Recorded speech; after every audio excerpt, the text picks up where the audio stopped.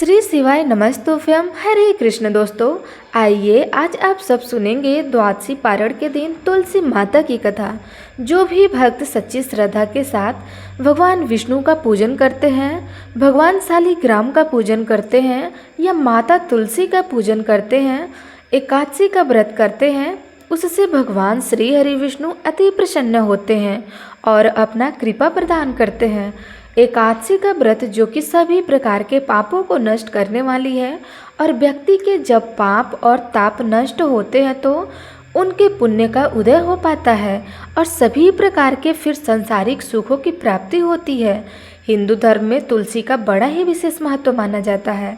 माता तुलसी जो कि अपने भक्तों के सभी प्रकार के पापों को नष्ट करने वाली है और भगवान विष्णु को जो कि तुलसी दल अति प्रिय होता है, बिना तुलसी दल के भगवान विष्णु उस पूजन को स्वीकार नहीं करते हैं और जहाँ पर भी तुलसी का वृक्ष होता है वहाँ पर यम के दूत भी असमय नहीं आ जाते हैं। इसलिए चाहिए कि माता तुलसी का पूजन करें और तुलसी वृक्ष के नीचे जो कि दीपक जलाने चाहिए। इससे माता तुलसी अपना कृपा प्रदान करती हैं। माता तुलसी का विवाह जो कि भगवान शालिग्राम के साथ विधि विधान के साथ कार्तिकेय के महीने में किया जाता है और प्रत्येक दिन भगवान विष्णु का पूजन करना चाहिए। भगवान विष्णु के पूजन के साथ साथ माता तुलसी का पूजन करते हुए कथा की श्रवण करनी चाहिए। इससे भगवान विष्णु और माता तुलसी का कृपा प्रदान होता है। तो आइए सुनते हैं द्वादशी पारण के दिन तुलसी माता की कथा। यह कहानी एक ऐसी दुखियारी बेटी की कहानी है जिसे समाज ने ठुकरा दिया था, पर जिसका कोई नहीं होता उसका तो तुलसी मैया होती है। तो आइए आज के वीडियो में हम ऐसे ही एक चमत्कारी कथा का श्रवण करते हैं। किसी गांव में एक गरीब दंपति रहते थे। बेटे के इंतजार करते करते उन्हें लगातार 3 बेटियां पैदा हो गई। वे बहुत ही गरीब थे। पिता खेत में काम करते थे और उसी से उनका परिवार चलता था। कमाई कम थी पर परिवार में खुशहाली बहुत थी, पर भगवान को यह भी मंजूर नहीं था। कुछ दिनों बाद तीनों बेटियों के सर से पिता का साया छीन गया। कोई गंभीर बीमारी से पिता की मृत्यु हो गई। माँ अकेले अब करे तो क्या करे। वह अपने तीनों बेटियों के साथ अपने मायके चली गई। मायके में नाना के छत्र छाया में उनका पालन पोषण होने लगा। बड़ी बेटी बड़ी हो गई और संस्कारी हुई। माँ के संस्कारों का उस पर काफ़ी प्रभाव पड़ा। वह अपने माँ के घर के कामों में हाथ बढ़ाती थी और रोज़ सुबह सूरज उठने से पहले उठ जाती और अपने माँ के साथ घर का सारा काम करती थी। गोबर से आंगन लिपती। आंगन में बहुत ही सुंदर तुलसी का मंदिर था। प्रतिदिन नहा धोकर वह और उसकी माँ तुलसी माता की पूजा करते, उसे जल से सींचते। घर में गाय भी थी, गाय को चारा खिलाती। यह सब करके उसका सारा दिन गुजर जाता था। कुछ दिनों बाद तीनों बेटियों की दाखिला एक अच्छे से स्कूल में कर दी गई। कुछ दिन तो ठीक ही रहा, पर नाना के देहांत के बाद आर्थिक तंगी के कारण बड़ी बेटी को अपनी पढ़ाई बीच में ही छोड़नी पड़ी। दोनों छोटी बहनें अपनी पढ़ाई जारी रखी, पर ये दोनों छोटी बेटियां अपने पढ़ाई जारी रखी। अब नाना के देहांत होने के बाद माँ और उसके बड़ी बेटी अपने मामाओं और घर के ध्यान रखती। साथ ही दोनों बेटी बहनों की पढ़ाई ना रुके, इसके लिए वह मजदूरी भी करने लगी। देखते ही देखते तीनों बेटियां बड़ी हो गई। बड़ी बेटी तो पढ़ी लिखी नहीं थी, इसके कारण उसके लिए अच्छा लड़का और घर नहीं मिल रहा था। मजबूरन उसका शादी एक गरीब मजदूर से कर दी गई। छोटी बेटियां तो पढ़ी लिखी थी और उन्होंने स्वयं ही अपने लिए पढ़ा लिखा और होनहार और सरकारी नौकरी वाले लड़का ढूंढ रखी थी। धूमधाम से तीनों बेटियों की शादी कर दी गई। तीनों बेटियां अपने अपने ससुराल चली गई। दोनों छोटी बहनों को तो अच्छा घर बार मिला। बड़ी ही ठाट बाट से उनका जीवन व्यतीत होने लगा, पर बड़ी बेटी की जिंदगी बड़े ही कष्ट से बीतने लगी। उसका पति शराबी और निकम्मा निकला। कुछ काम धाम तो करता नहीं था, घर पर आकर पत्नी से झगड़ा करता, जोर जबरदस्ती करता। वहीं उसका दिनचर्या बन गया था। बड़ी बेटी फिर भी अपनी जिंदगी से नाराज नहीं हुई। उसका ईश्वर पर एक तुलसी मैया पर ही आस्था थी। उसे विश्वास था कि उसे भी खुशी के दिन आएंगे। कुछ दिनों के बाद तीनों बेटियों की एक एक करके बेटा पैदा हुए। तीनों बेटियां बहुत खुश थी। बड़ी बेटी भी इस आशा में खुश थी कि शायद बेटा होने के बाद उसके पति में कुछ बदलाव हो सकेगा, लेकिन बेटा होने के बाद भी कुछ बदलाव नहीं हुआ। वह और ज़्यादा करके शराब पीने लगा। कुछ ही दिनों बाद अत्यधिक शराब पीने के कारण उसका पति स्वर्ग सिधार गया। बड़ी बेटी अब करे तो क्या करे। अपने बेटे के साथ वह अपने माँ के पास आ गई। विधवा बेटी को देखकर माँ को बहुत दुख हुआ, पर उसके मामा का रवैया उसके प्रति अच्छा नहीं रहा। वह दिन भर उसको ताना मारते थे, उसके और उसके छोटी बहन के बीच में तुलना करते रहते थे, एक बड़ी बेटी को नीचा दिखाते रहते थे और कहते थे कि सीखो अपने छोटी बहनों से, कुछ तो सीखो, मुंह उठाकर चली आई हो। मेरी छाती पर लेटने और उसे मनहूस बोलकर बुलाते रहते थे। ना कि उसे प्यार करते और ना ही उसके बेटे को भी। माँ बेचारी करती तो क्या करती, वह तो खुद ही अपने भैया के सर का पर बोझ बनी हुई थी। उन दोनों के ऊपर अत्याचार बढ़ गया था, यहाँ तक कि खाने को भी ठीक से नहीं दिया जा रहा था। माँ छिपा छिपा कर खाना लाती थी उनके लिए, लेकिन एक ही दिन यह सब करते हुए उसके भाई ने उसे देख लिया। उस दिन बहुत ही झगड़ा हुआ। बड़ी बेटी बहुत ही स्वाभिमानी थी। वह अपने बेटे को लेकर घर से निकल गई।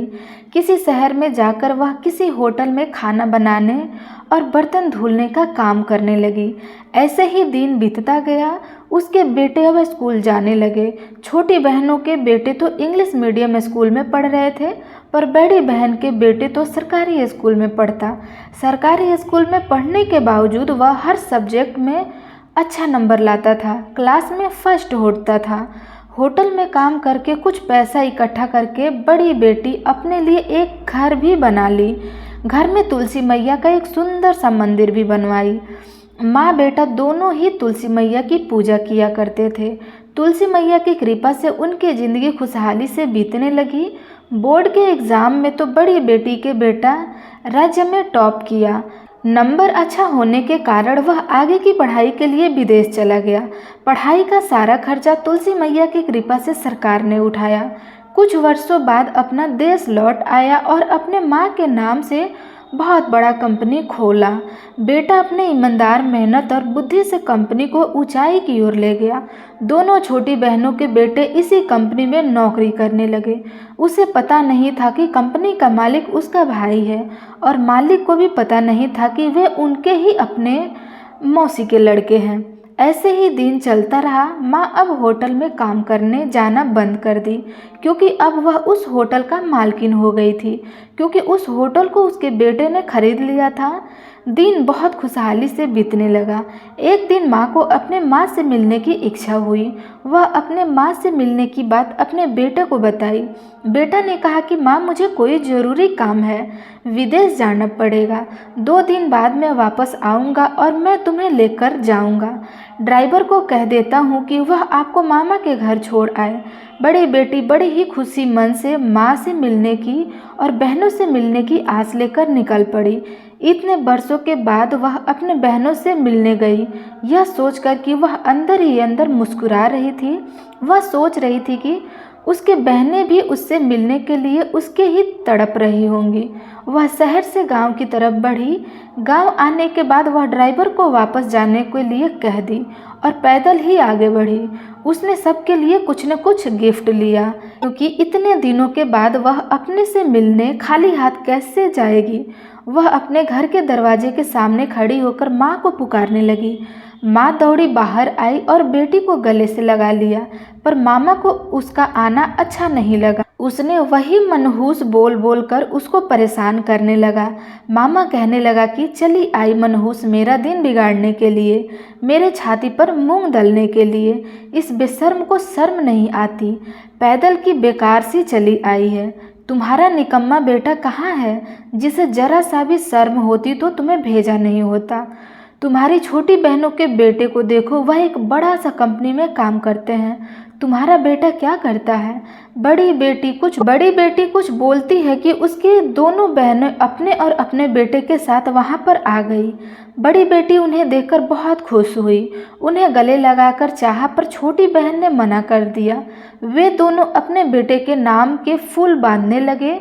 वे कहने लगे कि मेरा बेटा इतनी बड़ी कंपनी में काम करता है उसका सैलरी लाखों रुपया है, उसे अपने मामाओं के लिए इतना महंगा गिफ्ट लाया है। बड़ा बेटा ने क्या भेजा है? बड़ी बेटी गिफ्ट निकालकर माँ को दे दी और कही कि माँ, यह रहा आपके लिए गिफ्ट।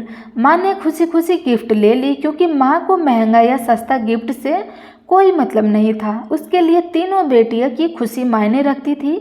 माँ ने तीनों बेटियों को घर के अंदर ले आई, उन्हें बैठने को कहा, पर बाकी बहनों ने बड़ी बहन को अपने साथ बैठाने का मना कर दिया।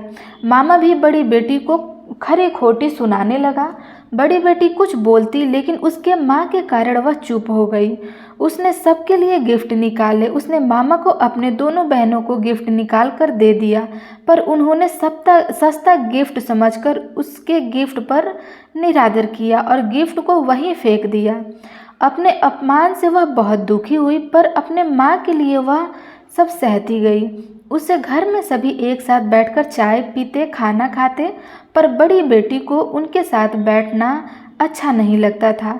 हर समय उनके बहनों के सामने उसे नीचा दिखाया जा रहा था। छोटी बहनों के गिफ्ट को उसके मामा ने खुशी खुशी अपना लिया, पर बड़ी बेटी के गिफ्ट की तरफ एक मुड़कर भी नहीं देखा। बड़ी बेटी और उसके बेटे को वे लोग मनहूस कहते, निकम्मा कहते, भिखारी कहते। सारी बातें सुनकर बड़ी बेटी को बहुत दुख हुआ। वह कहती है कि उसका बेटा एक बड़ा कंपनी का मालिक है, पर उसके बात को कोई नहीं मानता था। वे सोचते थे कि वो झूठ बोल रही है। ऐसे ही 2 दिन बीत गए। बड़ी बेटी का बेटा विदेश से लौट आया और बड़ी ही आलीशान गाड़ी में माँ को वापस लाने के लिए गांव की तरफ चल पड़ा। इधर अपने मामा और बहनों के ताने से बड़ी बेटी बड़ी ही दुखी थी और मन ही मन सोचने लगी कि क्यों यहाँ पर आई, यहाँ पे नहीं आती, वही ठीक था। इधर बाहर गाड़ी की आवाज़ से सभी लोग बाहर निकल आए, यह देखने के लिए कि इतने आलीशान गाड़ी में कौन आ रहा है। गाड़ी के दरवाजे को ड्राइवर खोलते हैं। बड़ी बेटी का बेटा गाड़ी से नीचे उतरता है। उसे देखकर छोटी बहनें के बेटे लोग आश्चर्यचकित हो गए, क्योंकि वह और कोई नहीं बल्कि जिस कंपनी में काम करते थे उस कंपनी का मालिक था। वह हैरान थे कि वह इस गांव में क्या कर रहे हैं। छोटी बहन के बेटे उसके सामने सर झुकाकर सलाम करते हैं और वहां आने का कारण पूछते हैं। वह कुछ जवाब नहीं दिया। थोड़े आगे बढ़कर पहले अपने माँ के चरण स्पर्श किया। सभी आश्चर्यचकित हो गए कि यह धनवान व्यक्ति बड़ी बेटी का पैर क्यों छू रहा है। तब जाकर बड़ी बेटी बोलती है कि यह मेरा बेटा है। तुम्हारे बेटे जिस कंपनी में नौकर है वह उसी कंपनी का मालिक है। सिर्फ वही एक कंपनी नहीं बल्कि ऐसे ही कितने बड़े बड़े कंपनी इसने अपने काबिलियत से खोले हैं, और वह कोई साधारण सा गिफ्ट नहीं बल्कि विदेश से इंपोर्ट किया गया महंगा गिफ्ट है। यह सब देखकर सभी लोगों के होश उड़ गए। वे सभी बड़ी बेटी से माफ़ी मांगने लगे। बड़ी बेटी ने सबको माफ़ कर दिया और अपनी माँ और बेटे के साथ वापस अपने घर चली गई। तो प्रेम से बोलिए तुलसी मैया की जय। जय हो तुलसी मैया। हम आपसे यही विनती करते हैं, जैसे आपने बड़ी बेटी पर कृपा करी वैसे हम सब पर करिए। हमें भी बड़ी बेटी के जैसा होनहार पुत्र प्रदान कीजिए।